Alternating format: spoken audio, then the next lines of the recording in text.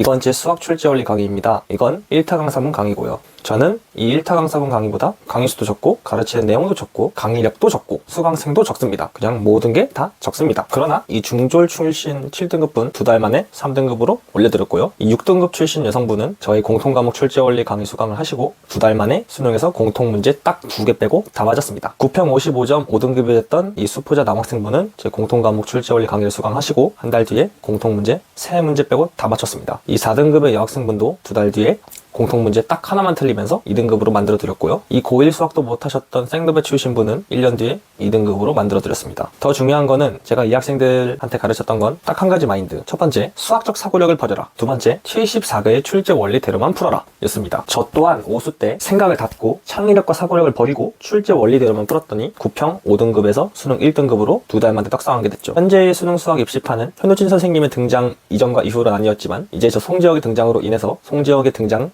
이전과 이후로 다시 나뉘게 될 겁니다. 두고 보세요. 오늘은 74개의 출제 원리 중에서 생노베도 5분 안에 킬러 문제 접근이 가능하게 만들어주는 출제 원리 정말 중요한 거 하나를 배울 겁니다. 5초 자기소개를 해보자면 전 30대까지 단 한 번도 수능 수학 2등급을 맞아본 적이 없으며 50대 수학 출제 원리를 깨닫고 수능에서 모든 문제를 다 푼 다음 20분이 넘는 기적이 발생하여 상위 2% 1등급을 찍었습니다. 그 출제 원리를 지금 가르치면서 수많은 개빡대 강의를 구제하고 있죠. 오늘은 생노베도 10분 뒤면 킬러 문제 접근이 가능해지는 출제 원리 점 겹치기에 대해서 배워볼 거예요. 근데 여기서 잠깐 특이점이라는 것이 뭐냐? 간단해요. 사실 특이점이라는 게 종류가 다양한데 오늘은 이 정도만 알면 됩니다. 이렇게 두 개의 함수가 있을 때 x축과의 교점이 있죠. 여기가 특이점이라고 생각해 주시면 됩니다. 그럼 왜 여기가 특이점이냐? 다른 점들은 그 어떤 요소들과도 만나지 않는데 이 두 개의 점만 또는 이 세 개의 점만 다른 요소와 교점을 갖고 있기 때문에 특이하다 해서 특이점입니다. 이 정도만 알고 있으면 돼요. 지금은 2021년에 시행됐었던 3월 모의고사 22번 킬러 문제입니다. 당시 정답률은 9.6%였어요. 생노베도 이해할 수 있게 설명할 테니까 천천히 따라와 보세요. 이 문제는 두 가지 함수가 등장합니다. 이론 함수랑 이론 함수요. 자, 여기서 각각 함수의 특이점을 좀 잡아봅시다. 일단 첫 번째 함수 같은 경우에는 이 점과 이 점이 특이점인 거 보이시죠? 두 번째 함수 얘는 이 점과 이 점이 특이점인 거 보이시죠? 근데 여기서 문제가 있어요. 뭐냐? 이 특이점과 이 특이점의 좌표를 지금 모르는 상태예요. 이거 몇일까요? 문제를 다 풀어보면 어떻게 나오냐? 이 점의 좌표가 마이너스 2가 되고 이 점의 좌표가 2가 됩니다. 두 개의 함수를 같은 좌표 평면 위에 표현해 보면은 이렇게 특이점들끼리 겹쳐지는 형상이 되죠. 또 다른 문제도 봐봅시다. 이번에는 2021년에 시행됐었던 6월 모의고사 21번이에요. 정답률은 9.1% 킬러 문제입니다. 이 문제에서도 두 가지의 함수가 등장해요. 이런 함수랑 이런 함수. 일단 두 문제의 특이점을 각각 파악을 해봅시다. 이 함수 같은 경우에는 특이점이 지금 여기랑 여기 두 개인 거 보이시죠? 그 다음에 아래에 있는 이 함수 같은 경우에는 특이점이 여기와 여기. 이것도 파악이 되시죠? 자, 근데 여기서도 문제가 생겨요. 뭐냐? 이 특이점 두 개의 좌표가 몇인지 모릅니다. 근데 이 문제도 문제를 다 풀어보면 아까랑 똑같이 여기 좌표가 얘가 되고 여기 좌표가 얘가 됩니다. 이걸 한 좌표 평면 위에서 표현해 보면은 이렇게 특이점들끼리 겹쳐지는 모양이 됩니다. 이 문제도 봐봅시다. 이 문제는 2010년 11월에 시행됐었던 가형 문제입니다. 준킬러 정도 되는 문제예요. 자, 이 문제에서도 두 가지 함수가 등장을 하는데 특이점들부터 파악을 해봅시다. 위에 있는 함수 같은 경우에는 특이점이 여기, 여기, 여기, 여기, 여기 이렇게 있네요. 그리고 이 아래에 있는 함수 같은 경우에는 특이점이 이렇게 있는데 여기서도 문제가 발생합니다. 뭐냐 하면 이 아래에 있는 함수의 특이점들의 좌표가 몇인지 몰라요. 근데 이 문제 다 풀어놓고 보면은 결과가 어떻게 나오느냐? 여기 좌표가 마이너스 1, 여기 좌표가 0, 여기 좌표가 1, 여기 좌표가 2 이렇게 됩니다. 이거를 하나의 좌표 평면 위에서 표현을 해보면 어떻게 되느냐? 이렇게 또다시 특이점들이 겹쳐지는 형태가 됩니다. 다만 여기에서는 안 겹쳐지는 게 하나 발생하긴 하네요. 근데 그럼에도 불구하고 대부분의 특이점은 겹쳐집니다. 마지막 문제 봐봅시다. 이번에는 2021년에 시행됐었던 6월 모의고사 20번 문제예요.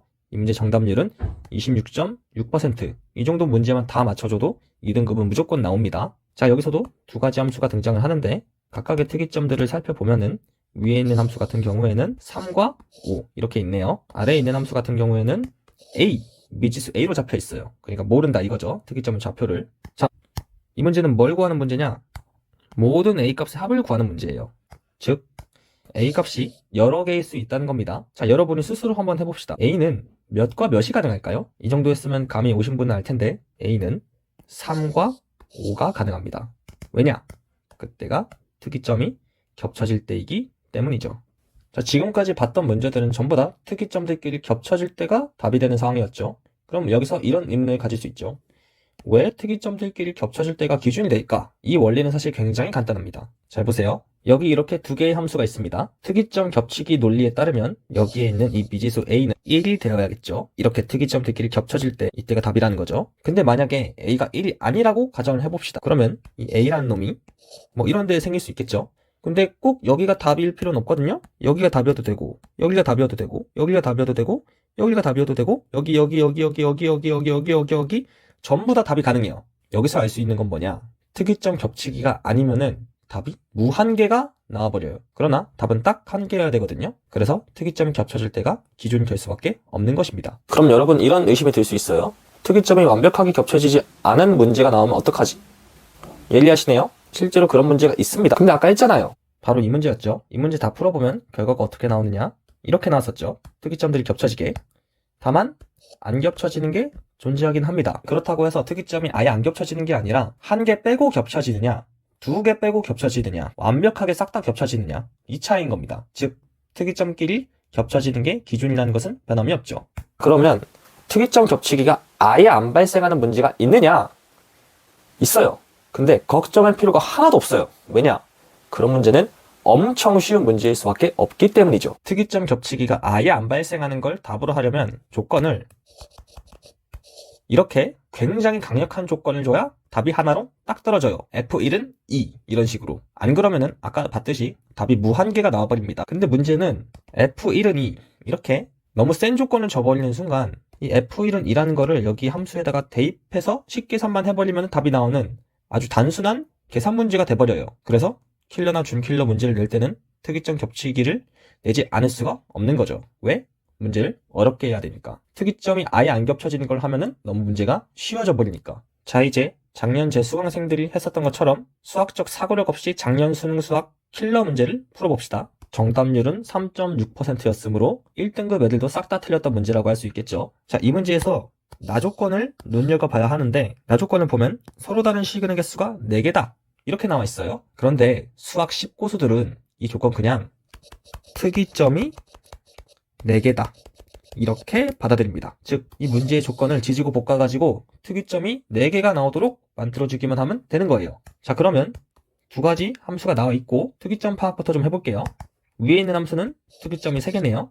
아래에 있는 함수도 특이점이 3개고. 자, 특이점 겹치기로 답이 얼마나 빨리 나오는지 한번 봐봅시다. 일단은 특이점이 싹 다 완벽하게 겹쳐지는 것부터 봐볼게요. 자, 그림이 좀 더럽긴 한데 특이점이 완벽하게 3개가 싹 다 겹쳐졌다고 해봅시다. 그러면 이 상황에서 특이점이 총 몇 개인가요? 하나, 둘, 셋. 3개네요. 근데 특이점 4개여야 한다고 했으니까 이거는 아닌가 보다. 자, 그럼 이번에는 특이점이 딱 하나 안 겹쳐지고 나머지는 다 겹쳐지게 한번 해볼게요. 이렇게 겹쳐볼게요. 그러면 특이점이 지금 하나, 둘, 셋, 4개가 되네요. 여기는 지금 특이점 겹치기가 됐으니까 특이점 하나로 카운팅이 됩니다. 하나, 둘, 셋, 넷. 특이점 4개네요. 문제의 조건을 만족시키네요. 이게 답입니다. 제가 이 문제 처음 봤을 때 이 문제 다 푸는 데까지 6분 걸렸었습니다. 정답률 3.6%였는데 아마 제가 가르쳤던 학생들도 이렇게 풀었겠죠. 자, 이제 수학적 사고력 없이도 2달 만에 5등급이 1등급이 되고 7등급이 3등급이 될 수 있는 이유를 아시겠나요? 여러분, 생각 좀 하지 마요, 제발. 머리 좀 쓰지 마요. 수학적 사고력 쓰지 마세요. 왜냐? 74개의 출제 원리대로만 풀면 답이 알아서 나옵니다. 이번 시간에는 특이점 겹치기를 배워봤는데 더 궁금한 점이 있으시다면 댓글로 적어주시고요. 다음 시간에는 특이점이 뭔지 더 정확히 다룰까 합니다. 특이점도 1티어 특이점이 있고 2티어 특이점이 있거든요. 더 많은 출제 원리를 배우고 싶으시다면 고정 댓글에 링크를 클릭해주세요. 그리고 또 저 지금 구독자 수 너무 적어가지고 지금 구독 안 하시면 영원히 저 다시 못 볼 수도 있습니다. 지금 구독, 좋아요 하셔야 합니다. 좋아요를 눌러야 이 영상 다시 찾기 편하신 거 아시죠?